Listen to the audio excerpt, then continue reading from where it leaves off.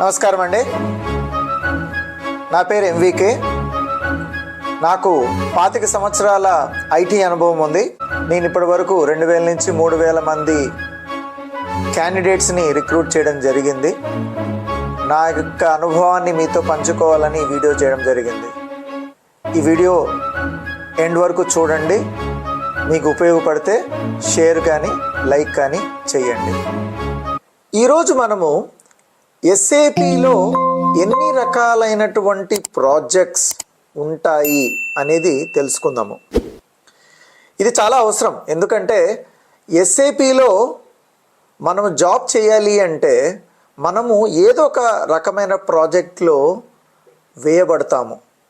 అల్టిమేట్గా మనం ఏదో ఒక ప్రాజెక్ట్ని ఎగ్జిక్యూట్ చేయవలసి ఉంటుంది. కాబట్టి ఫస్ట్ ఆఫ్ ఆల్ మనము ఎన్ని రకాలైనటువంటి ప్రాజెక్ట్స్ ఉన్నాయి, ఆ ప్రాజెక్ట్స్ యొక్క డీటెయిల్స్, ఆ ప్రాజెక్ట్స్ని ఎలా చేయాలనే దాని గురించి మాట్లాడతాం. ఎస్ఏపిలో స్థూలంగా 3 రకాలైనటువంటి ప్రాజెక్ట్స్ ఉన్నాయి. SAP implementation or rollout, implementation లేదా rollout. Number 2 SAP upgrade. Number 3 SAP support. ఈ 3 రకాలైనటువంటి ఎస్ఏపి ప్రాజెక్ట్స్ ఉంటాయి. ఈ 3 ప్రాజెక్టులలో ఏదో ఒకటి మనకు చేయవలసి ఉంటుంది ఎస్ఏపి కెరీర్ తీసుకుంటే. దీన్ని మనం ఏ విధంగా చెప్పొచ్చో ఇప్పుడు చూద్దాం. ఫర్ ఎగ్జాంపుల్, రిలయన్స్ అనే కంపెనీ ఉంది. హైదరాబాద్లో రిలయన్స్ అనే కంపెనీ ఉంది. వాళ్ళు ఎస్ఏపి లేదా ఒరాకిల్ లేదా ఏదో ఒక అప్లికేషన్ని ఇన్స్టాల్ చేసి రెడీ చేయాలి అనుకున్నారు. కరెంట్లీ వాళ్ళ దగ్గర ఎటువంటి సాఫ్ట్వేర్ లేదు. వాళ్ళు ఎక్సెల్లో వాడుతున్నారు. వాళ్ళకి ఒక సాఫ్ట్వేర్ అవసరం వచ్చింది. అప్పుడు ఏం చేస్తారు వాళ్ళు? మార్కెట్లో ఉన్నటువంటి చాలా రకాలైనటువంటి ఐటీ సర్వీసెస్ కంపెనీస్ని పిలిచి, బాబు మా కంపెనీలో మేము ఒక మంచి సాఫ్ట్వేర్ని వాడాలి అనుకుంటున్నాము, సో దట్ మా బిజినెస్ యొక్క ప్రాసెస్లు ఈజీగా జరుగుతాయి. ఒక సేల్స్ కానీ, ఒక హెచ్ఆర్ కానీ, ఒక ఫినాన్స్ కానీ, చాలా రకాలైనటువంటి డిపార్ట్మెంట్స్ ఉంటాయి కదా. వీటి యొక్క ఫంక్షన్స్, వీటి యొక్క యాక్టివిటీస్ ఈజీగా చేయడానికి మాకు ఒక సాఫ్ట్వేర్ చూపించండి అని అడగడం జరుగుతుంది. అప్పుడు ఏం చేస్తారు? టీసీఎస్ అనే ఎగ్జాంపుల్ తీసుకుందాం. టీసీఎస్ అనే కంపెనీ ఏం చెప్తుంది? మీకు ఉన్న బిజినెస్ ప్రాసెస్ అనగా మీ యొక్క వ్యాపార లావాదేవీలు రన్ చేయడానికి, పద్ధతిగా రన్ చేయడానికి మీరు ఎస్ఏపిని వాడండి అని సలహా ఇచ్చారు అనుకుందాం. వెరీ గుడ్, మేము ఎస్ఏపి తీసుకోవాలి అనుకుంటున్నాము అని రిలయన్స్ డిసైడ్ అయిపోయింది. అప్పుడు ఏం చేస్తుంది?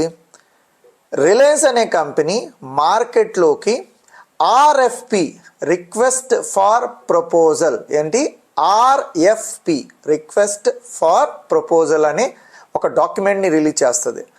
దాంట్లో అయ్యా మాకు ఎస్ఏపి ఇంప్లిమెంటేషన్ చెయ్యాలి, మా యొక్క కంపెనీలో ఇంతమంది ఎంప్లాయీస్ ఉన్నారు, మా యొక్క కంపెనీలో ఇన్ని డిపార్ట్మెంట్లు ఉన్నాయి, మిగతా వివరాలు ఈ డాక్యుమెంట్లు ఇవ్వడం జరిగింది. మీరు ఈ పర్టికులర్ ఎస్ఏపిని మా కంపెనీలో ఇంప్లిమెంటేషన్ చేయడానికి ఎన్ని నాళ్ళు తీసుకుంటారు, ఎంత ఖర్చు అవుతుంది అనేది ఒక ప్రపోజల్ ఇవ్వండి అని వాళ్ళు ఒక డాక్యుమెంట్ రిలీజ్ చేస్తారు.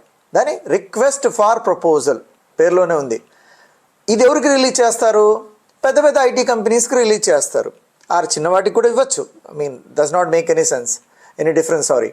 సో ఇక్కడ టీసీఎస్, ఇన్ఫోసిస్ లాంటి అన్ని కంపెనీస్ ఆ ఆర్ఎఫ్పి తీసుకొని ఈ పర్టికులర్ రిలయన్స్ వాళ్ళతో మాట్లాడి వాళ్ళు ఒక రెస్పాన్స్ ఇస్తారు.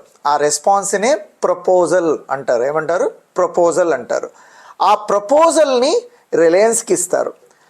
అయ్యా మీ యొక్క ఆర్ఎఫ్పిని మేము చదివాము, మీ యొక్క బ్రాంచుల్ని బట్టి, మీ యొక్క డిపార్ట్మెంట్లను బట్టి, మీ యొక్క వ్యాపార లావాదేవీలను బట్టి దాదాపు మాకు సంవత్సర కాలం పడుతుంది ఇంప్లిమెంటేషన్ చేయడానికి. ఎస్ఏపిని మీ దాంట్లో రెడీ చేయడానికి 1 సంవత్సర కాలం పడుతుంది, మా దాంట్లో ఇంతమంది ఎంప్లాయీస్ పని చేయవలసి ఉంటుంది, దీనికి గాను ఇంత ఖర్చు అవుతుంది, ₹1 కోటి 10 కోట్లు 15 కోట్లు ఎంతో కొంత 1 కోటి ఇస్తారు. టీసీఎస్ ఇచ్చి ఉంటుంది, ఇన్ఫోసిస్, ఇవన్నీ వాటిని చూసి ఫైనల్గా రిలయన్స్ అనేవాడు ఏం చేస్తాడు, ఒక పర్టికులర్ కంపెనీని సెలెక్ట్ చేసుకొని వాళ్లకు పిఓ పర్చేజ్ ఆర్డర్ ఇస్తాడు. పర్చేజ్ ఆర్డర్ అంటే ఇవ్వడం అంటే ఏంటి, మీరు మా కంపెనీలో ఈ ఎస్ఏపిని ఇంప్లిమెంట్ చేయండి, ఇన్స్టాల్ చేయండి అని రిక్వెస్ట్ చేయడం అనమాట. సో ఫస్ట్ ఓకే, ఇది జరిగిపోయింది. లెట్ us అజ్యూమ్ దట్ టీసీఎస్కి ప్రాజెక్ట్ వెళ్ళింది. సో టీసీఎస్ వాడు వచ్చి వాళ్ళ టీముతో, టీసీఎస్ అంటే టీసీఎస్లో లక్షల ఎంప్లాయీస్ ఉన్నారు కదా, అందరు రాలేరు కదా. టీసీఎస్ వాడు ఏం చేస్తాడు, ఈ పర్టికులర్ ప్రపోజల్ ఎవరైతే ప్రిపేర్ చేసింటారో వాళ్ళు ఒక టీమ్ని ఫామ్ చేస్తారు. ఒక project manager, consultants, finance consultant, SD consultant, MM consultant, PP consultant, స్కోప్నికి అనుగుణంగా ఈ రీసోర్సులందరినీ ఐడెంటిఫై చేసి ఒక టీం ఫామ్ చేసి ఆ టీంని రిలయన్స్ అనే కంపెనీకి పంపించడం జరుగుతుంది. ఈ టీం అంతా అక్కడికి వెళ్ళి ఆ రిక్వైర్మెంట్స్ తీసుకొని ఎస్ఏపిని ఇన్స్టాల్ చేసి వాళ్ళకు అనుగుణంగా ఆ ప్రోడక్ట్ని మార్పు చేస్తారు. ఈ ప్రక్రియ ఉంది చూడండి, ఒక టీం అక్కడికి వెళ్ళి ఆ పర్టికులర్ రిక్వైర్మెంట్స్ తీసుకొని ఆ కస్టమర్ యొక్క బిజినెస్ ప్రాసెస్ ఆర్ వ్యాపార లావాదేవీలకు అనుగుణంగా సిస్టమ్ని బిల్డ్ చేసి ఇచ్చే ప్రాసెస్ని ఏమంటాం, ఇంప్లిమెంటేషన్ అంటాం. ఇంప్లిమెంటేషన్ అంటాం. ఈ ఇంప్లిమెంటేషన్ అనేది చాలా ముఖ్యమైనటువంటి ప్రాజెక్ట్.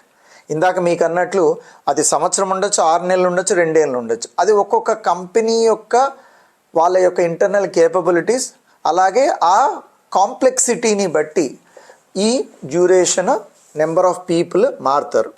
సో ఇది ఫస్ట్ టైప్ ఆఫ్ ప్రాజెక్ట్. ఒక టీం వెళ్ళింది, మాట్లాడింది, ఇంప్లిమెంటేషన్ చేసింది. సో ప్రోడక్ట్ రెడీ అయింది, ప్రోడక్ట్ వాళ్ళకి హ్యాండ్ ఓవర్ చేసేసాము.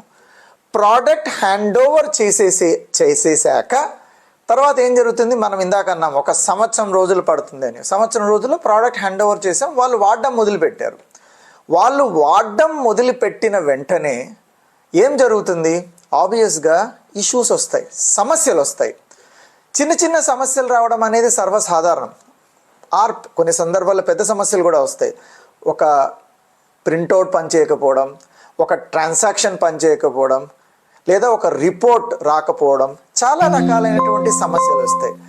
అప్పుడు వాళ్ళకు ఎవరు సపోర్ట్ చేసేది, ఎవరు హెల్ప్ చేసేది? అందువల్ల ఏం చేస్తారంటే ఇదే రిలయన్స్ కంపెనీ ఏం చేస్తుంది, అయ్యా మీరు 1 ఇయర్ మాకు ఇంప్లిమెంటేషన్ చేశారు, బాగుంది, మా దగ్గర ఉన్న టీంతో నేను చెయ్యలేను, మా వాళ్ళంతా ఫంక్షనల్ పీపుల్, వాళ్ళకి ఐటీ అంత నాలెడ్జ్ లేదు, కాబట్టి మీరు లేదా ఇంకొక కంపెనీ ఎవరైనా కానీ మార్కెట్లో నాకు వచ్చేసి ఒక 2 సంవత్సరాలు నా సిస్టమ్కి సపోర్ట్ ఇవ్వండి, సో దట్ ఇష్యూస్ ఏమైనా ఉంటే ఫిక్స్ చేయొచ్చు, సమస్యలు ఏమైనా ఉంటే మీరు ఫిక్స్ చేయొచ్చు, రిపేర్ చేయొచ్చు అనే ఒక జనరిక్ లాంగ్వేజ్లో మాట్లాడుతున్నాను నేను అని వాళ్ళు మళ్ళీ ఆర్ఎఫ్పి రిలీజ్ చేస్తారు 1 సంవత్సరం తర్వాత.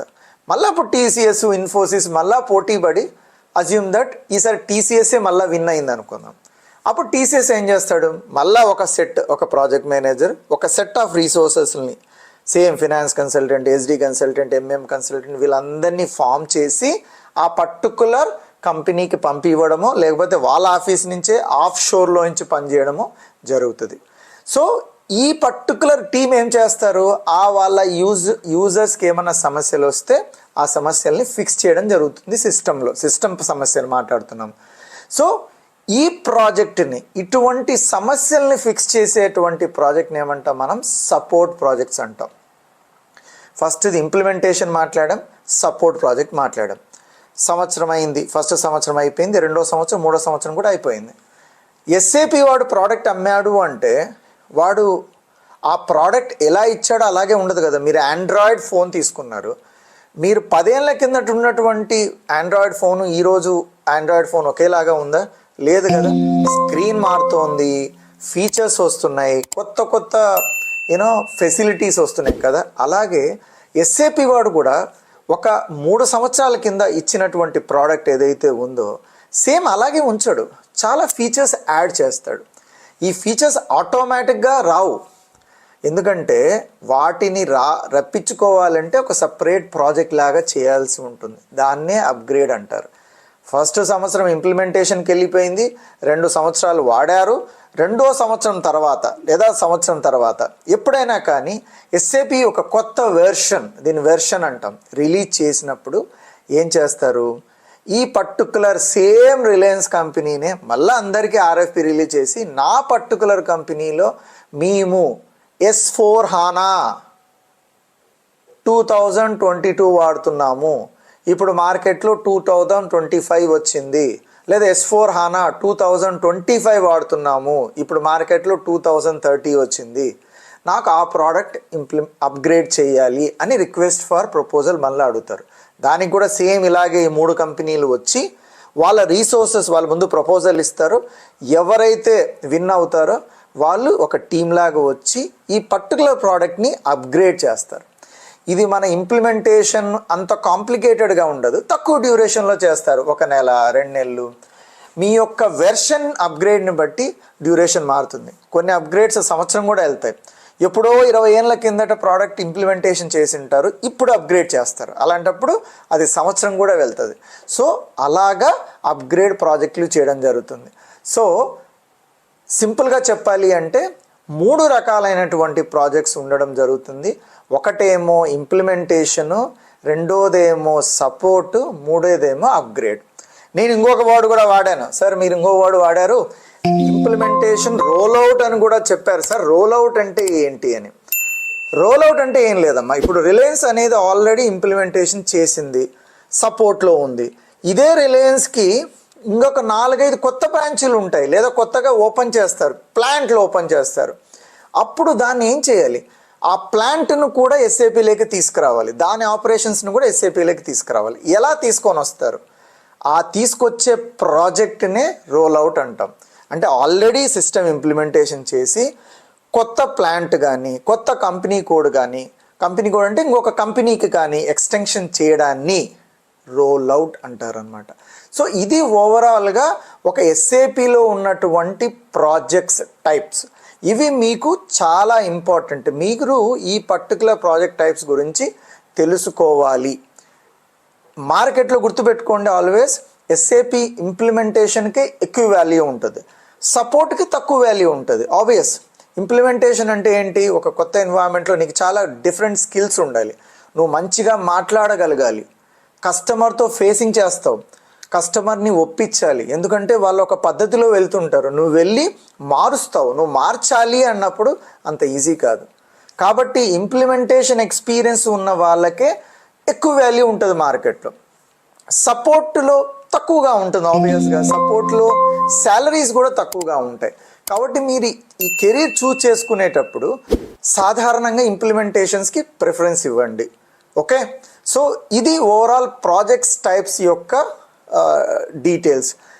మీకు ఇది ఉపయోగపడి ఉంటే దీన్ని షేర్ చేయండి, లైక్ చేయండి అండ్ ఆల్సో సబ్స్క్రైబ్ చేయండి. Thank you very much.